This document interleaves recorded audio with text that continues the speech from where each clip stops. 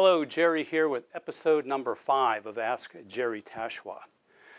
If you want to ask me a question, once again, simply go to my website, which is tachoir.com. That's Tachoir.com.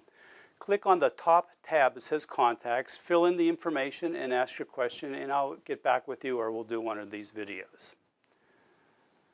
My question today comes from Andre in Holland. Hello, Jerry. Thanks for releasing these amazing videos. They have been very helpful here in Holland. Your technique seems to be so effortless and smooth, yet you can play very fast melodies when necessary. Can you talk about your technique and specifically sticking to get such smooth, effortless playing? Thanks again, and please continue these very helpful videos. Best, Andre. Okay, super question. When I first started out, there was a blue and white book that I went through with my teacher in Pittsburgh. And it advocated the use of alternating sticking, meaning left, right, left, right, left, right, for everything. And I always had a problem with that in regards to, well, let me give you an example. An E-flat major scale. So if you play an E-flat major scale, watch my hands. You get to that second octave, and it's always a different sticking because it just starts with a different mallet. And then when you get to that second octave again, that switch zone, there's always that hesitation.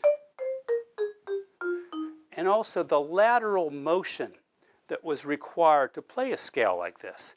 And it bothered me. And I had to figure out, how can I simplify this, stay in the center of the bars on the vibraphone, which is where you really want to be most of the time, and try to eliminate the lateral motion. So here's what I came up with.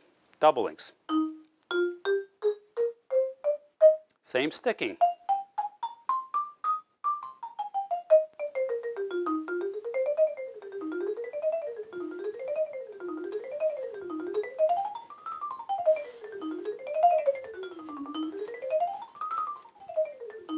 So I can play these E-flat scales pretty much effortlessly, very fast, very clean, little motion. So what I did then in my method book, which again you can get at my website or through some of the various music vendors, I went through each one of the scales and I found a suggested sticking for each one of the scales, 2 octave, to try to eliminate motion, to try to prevent the lateral thing, to try to make this octave the same as this octave, and to make it smooth so that you can play these scales really clean and really fast. Now, scales are not real musical. In other words, you're not going to go to a concert and somebody's going to say, ladies and gentlemen, I'm going to play an E-flat scale for you, 2 octaves, here I go.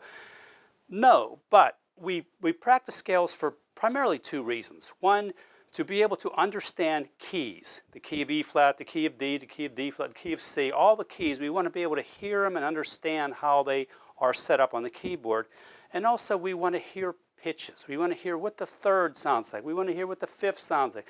We want to hear what the leading toe, the T, do, we want to hear what that sounds like and try to get that in our ear. So that's primarily why we play scales.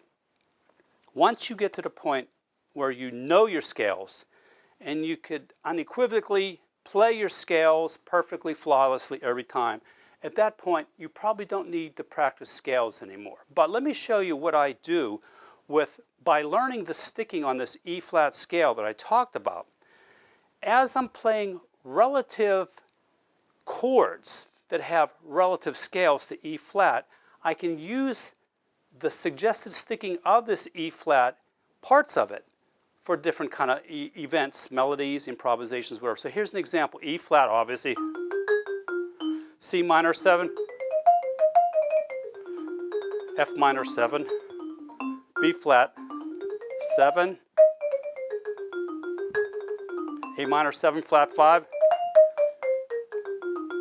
C minor 7 again. F minor 7.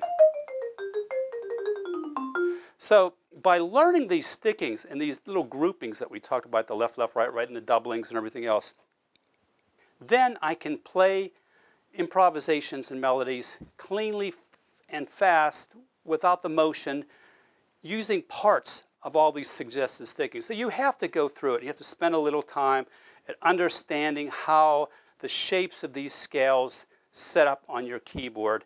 And then by having that, like I said, then you can play, say, the bottom part of the E flat scale where you're playing something like a C minor 7, an F minor 7, D minor 7 flat 5, a B flat 7. All these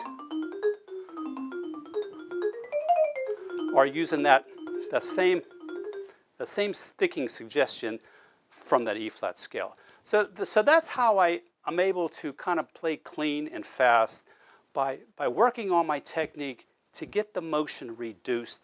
When you can reduce motion, you can play faster, cleaner, more accurate with less likelihood of wrong notes. So keep that in mind and work on your sticking through these scale suggestions. And again, you can get this in my book, A Contemporary Mallet Method, An Approach to the Vibraphone and Marimba.